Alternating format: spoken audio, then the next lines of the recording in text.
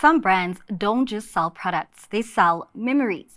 They take us back to the laughter of childhood, the taste of the festive season, and the hot African summer afternoons when happiness came in a familiar jingle, a favorite snack, or a moment shared between the people we love the most. Now, these brands don't just live on the store shelves, they live in our stories, our childhoods, and more importantly, our hearts. In 1994, we moved from our house in Oranje Street number 13 to our new home, under Oranje Street number 13.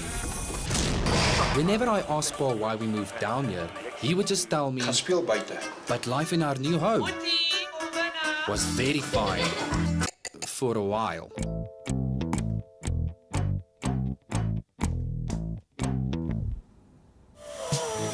We lived there for 16 years, 9 months and 5 days. We were down to our last tin of Viennas when Paul went up to find food. It's been 3 days now, and I must go look for Paul.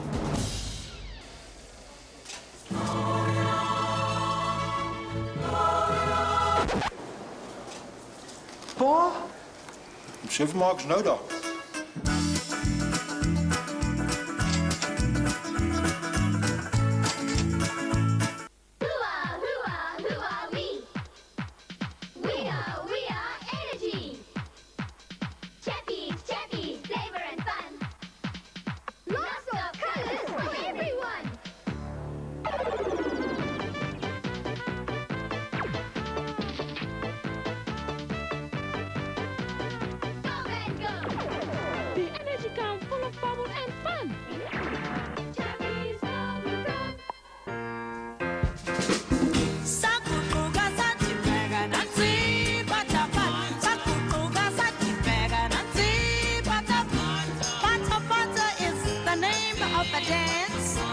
We do down Johannesburg way, and everybody starts to move as soon as Pata Pata starts to play.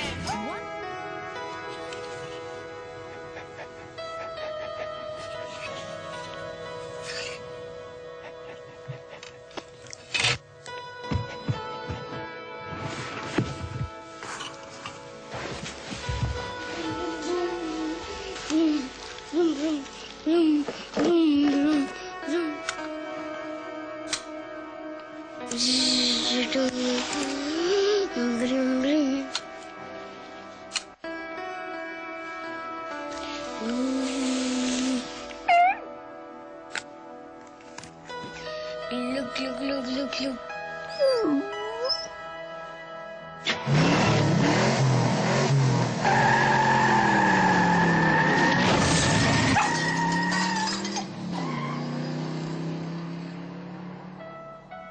Pump up your performance with Sasol's Super 100. Good day and welcome to Marketing Media Money on CNBC Africa, your front row seat to the marketers, brands, and strategies shaping the future of marketing and advertising on the African continent. My name is Giamo Mosipele. Now, research suggests that nostalgia can make consumers pay 10 to 15% more for products that evoke these feelings. Now, to find out if the research is indeed true, I'm joined in studio by intergenerational brands who have truly stood the test of time. To help me discuss the topic of nostalgia marketing, in studio I am joined by Velosha Soni, the Chief Marketing Officer at PepsiCo, as well as Bavir Dulab, the Brand Manager Gum Category at Mondelez International, and Simpiwe Pato, the Willwoods Director of Brand and Marketing, who joins us virtually via Zoom. Lady, gentlemen, thank you so much for joining us and welcome to the show. I must say the prep and the research before this show already kind of rang some of the statements that we've shared true. I already went down memory lane just thinking about a better time, a happier time. And that exactly is what is bringing us to the table here today. So I guess I'd like to just start from the beginning. Velosha, what is it? What is nostalgia marketing, one? Secondly, is it by chance, is it deliberate, or is it a bit of both? So let's start with what is nostalgia marketing firstly, and I'll do this by illustrating an example with you. So when I joined PepsiCo, one of the most exciting things for me was I want to be a Simba Chippy.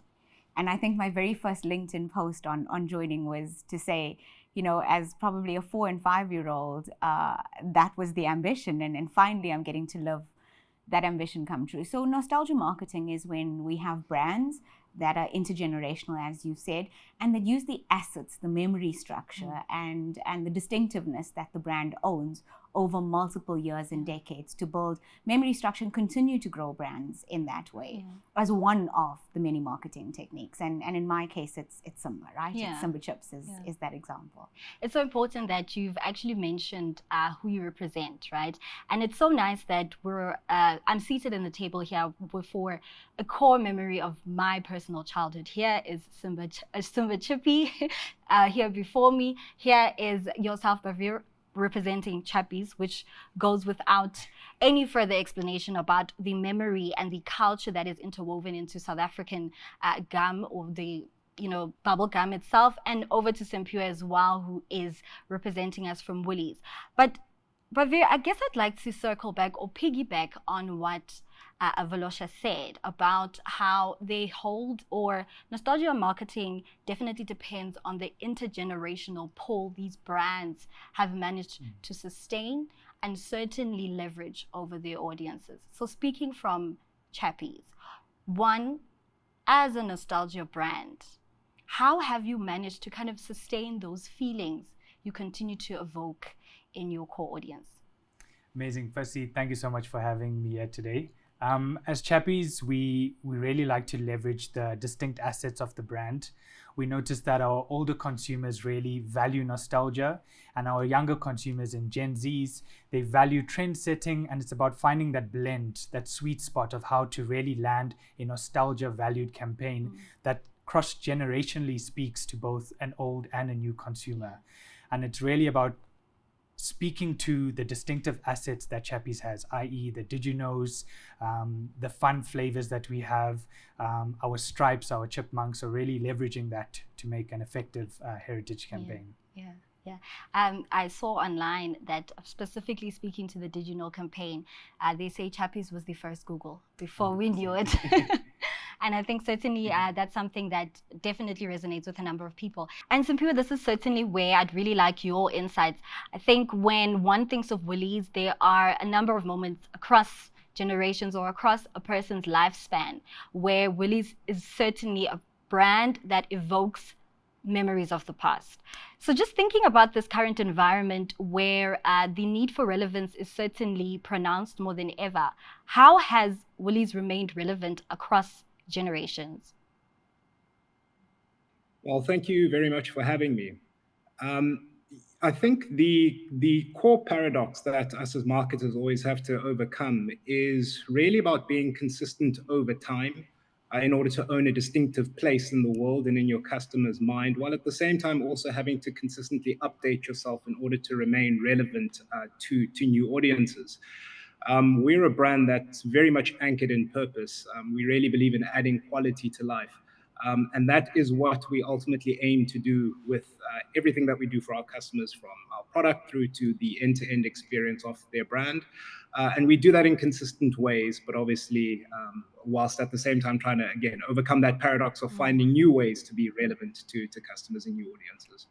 Sure. And also just continuing on as a nostalgia brand, how do you leverage that power that you have over consumers? And while ensuring that you don't alienate them by straying from what they've come to know and trust about yourself as a brand? Well, I think nostalgia is a very powerful emotion. You are tapping into memories hopefully that people have of, fond recollection of interaction with you and your brand.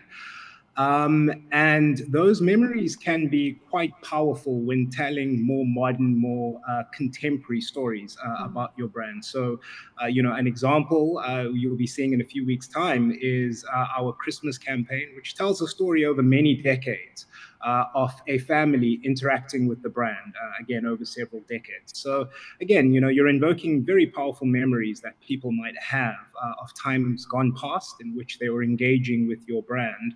But of course, you have to ensure that people's experience of your brand in the here and now is equally as good as it may have been many years ago. Sure, sure. And I guess my mind definitely runs to how brands can leverage this powerful emotional, this powerful tool, as Simpiwe has put it, to translate obviously to more sales and growth.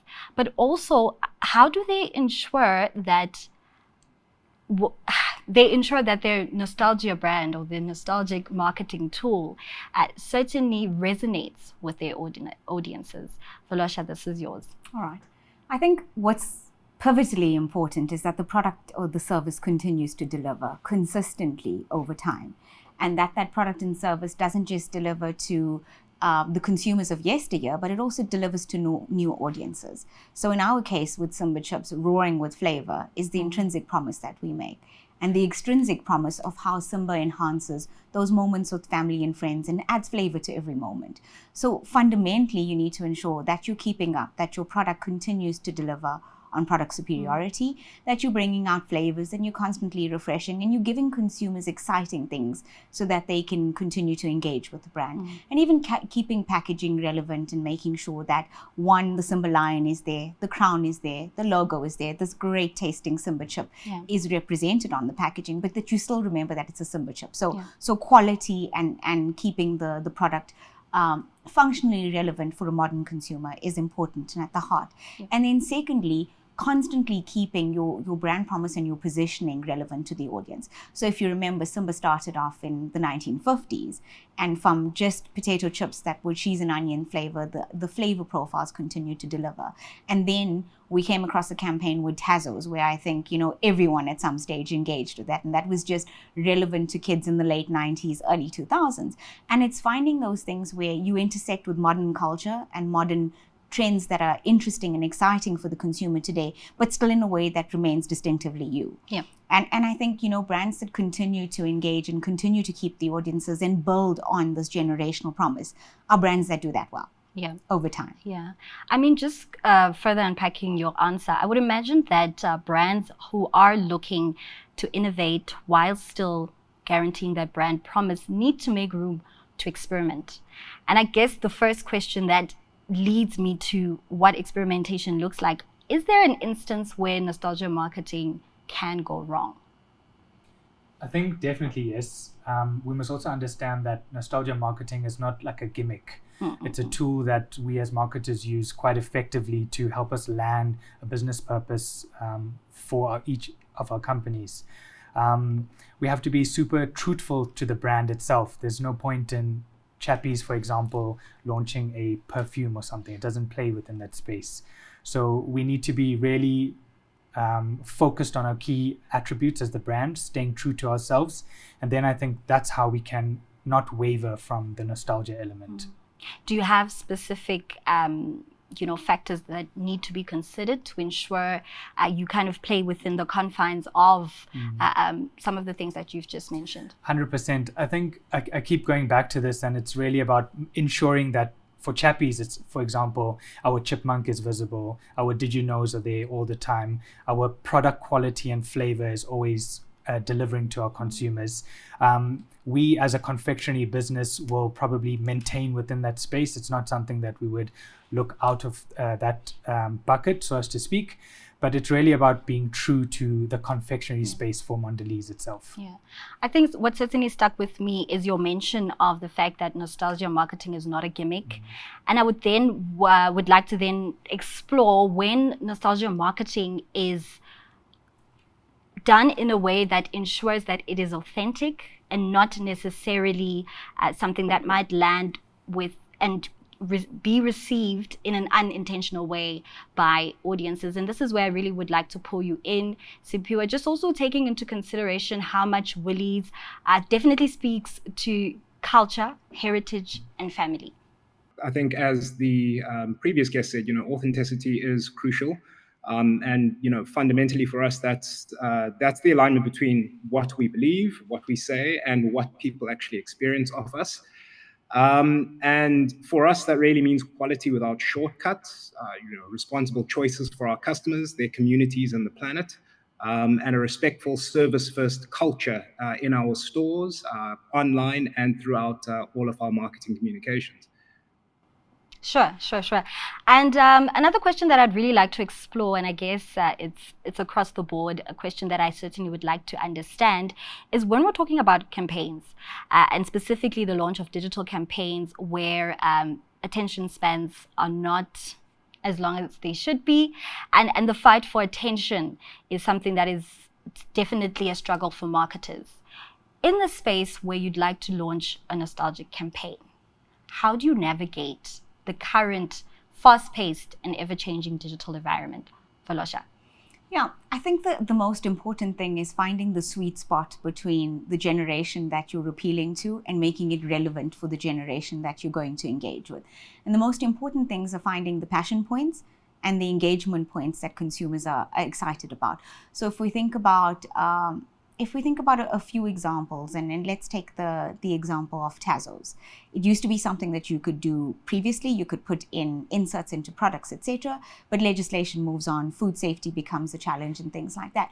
But if you had to reimagine that campaign, that would probably be something that's digitally led. Something where you send consumers now with modern day cell phones with apps to be able to chase and collect and navigate that and unlock prizes and adventure along the way, right? So you're still dealing with the element of adventure, you're still dealing with surprise, you're still dealing with collectability, you're still dealing with, oh gosh, if you look at what ShopRite and Checkers have done with stickies, it's that collectability where everyone's targeting the one that they want. And it's the same drivers, it's just doing it in more modern ways and in more engaging ways that appeal to kids throughout. I don't know if you remember, but I used to have those jelly shoes, right? Yeah. And they keep reinventing themselves like fashion does. Yeah. But it reinvents itself in a way that's exciting for kids. So now, you get a little bit of glitter thrown in there, or you've got these bubbles thrown in, like bubble tea in there. And it's about finding what speaks to the audience that's relevant, but without compromising what makes your brand your brand. So as my colleague has said, you don't get into a space where you do something that causes people to create dissonance on what your brand stands for, or to step away to go, oh gosh, what were they thinking? Yeah. So it's keeping that consistency, but doing it in a way that really creates engagement and creates new memory structures. So brands that do it well really are able to grow over generations and to build on that promise with the distinctiveness of what makes you you, and create new memory structures for generations that carry it forward. Yeah.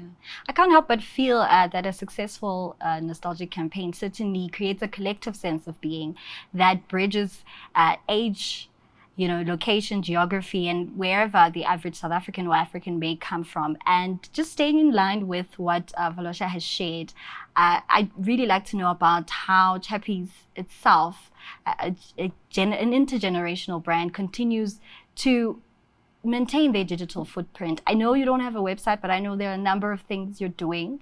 So just let us know about that. So onto the point, we've done some amazing work with influencers across our social media pages. We've really become digitally led as an approach. That's how we like to develop all of our campaigns. It's also about being choiceful in sort of the influencers that we do use, so that they do drive that cross-generational appeal. And it's really about honing in on our social medias to ensure that we are interacting with a wide variety of our consumers, from a TikTok, Instagram, Facebook, and the likes. Yeah. And I think with Chappies, I certainly feel you've remained recognizable. From a mile away, I know that this is Chappies gum. Is there a way in which you've ensured that in how you appeal to different audiences? 100%. You think Chappies, you think of our chipmunk, the iconic yellow that we have. I mean, can you even consider yourself a South African if you haven't eaten a Chappies? So there's really key things we have to maintain as the Chappies brand, our brand guidelines or our principles, to ensure that you, me, and everybody else knows exactly what Chappies is and what we stand for, essentially. Certainly. And Simpiwe, I think it's without mention just the strong emotional pull nostalgia has. Now, when brands are looking to leverage this emotional pull that they may get from their audiences, how can they bank on it? And how can they measure the success of a great nostalgic campaign? One has to have had established, I think, a credible legacy with your customers over time in order to be able to successfully leverage nostalgia. In terms of how one then goes about banking on it, I think you do this through relevant campaigns that matter to the audiences that you speak to. For us, this is something that we leverage. I referenced an example earlier on. And certainly it is about that emotional connection that we as a brand aim to establish with our customers through how we engage them through our marketing communications, telling stories of, the journey that they've had with our brand, across many generations. Sure. Sure. And I'm also interested, particularly in Gen Zs. We understand also that the current state of consumer brand loyalty is not, a core priority in comparison to previous generations. And I'd just like to know, in the conception phase or the phase of preparation before brands take the decision to explore nostalgia, is there a consideration about how Gen Zs might react, Velosha? Yeah, absolutely. I think, as you said, nostalgia brands are brands that deliver intergenerationally. They have high top of mind awareness, they have meaning, and they build difference with multiple audiences. So to build on what, Simpiwe was talking about in the measurement, it's when you're successful, when you know that you've got equal amounts of salience, top of mind, you've continued to build the distinctiveness and the brand positioning with more than one audience. And you can track that, and you can track that through your brand health metrics. You can track that through the share that you have in different generational cohorts. And that's when you know you're doing it right. But to continue in terms of taking Gen Z into consideration, very much so. So I think historically advertising was served. And with Gen Z, advertising is created and owned by the audience. So the generation of user-generated content, the generation of high engagement, and if you're sitting in a focus group, or if you put something in front of your audience during testing, and you can see the buzz and the creativity and the excitement and the topic spin, and you can see the content creators and you can see the engagement with this audience starting to pick up, that's when you've hit the sweet spot, right? It still relates, it's still exactly what your brand stands for and means and delivers, but now it's creating excitement and a buzz with the new audience. And you'll see that in the engagement rates, you'll see that in the user-generated content, you'll see that in what consumers give you back and what it means to them. So there's quite a few mechanisms by which you can measure whether you're getting that right with your Gen Z audience, and most of it sits with the stickiness or the engagement factors that you get. It's not just about buying audiences, it's about really resonating with them. Yeah, and I'd just like to actually circle back to my earlier point in terms of experimentation. Yeah. Is there ever an instance where the response to a certain campaign almost prompts yourself as a brand, somebody, to explore ways they can continue to evoke those feelings of nostalgia? All the time. And in your products specifically? All the time. I think when we look at flavor innovation and we look at where we go back to, and I'll use another example, we constantly get requests for O'Grady's as a product, which we used to run at some point, which is a thicker cut, it's different flavors. And we use that as inspiration to go, it's difficult to support a lot of brands, but how do we bring what consumers know and love and the flavors that they love? But we also look at, in our advertising, when you get lots of engagement from your audience, they tell you what your brand means to them.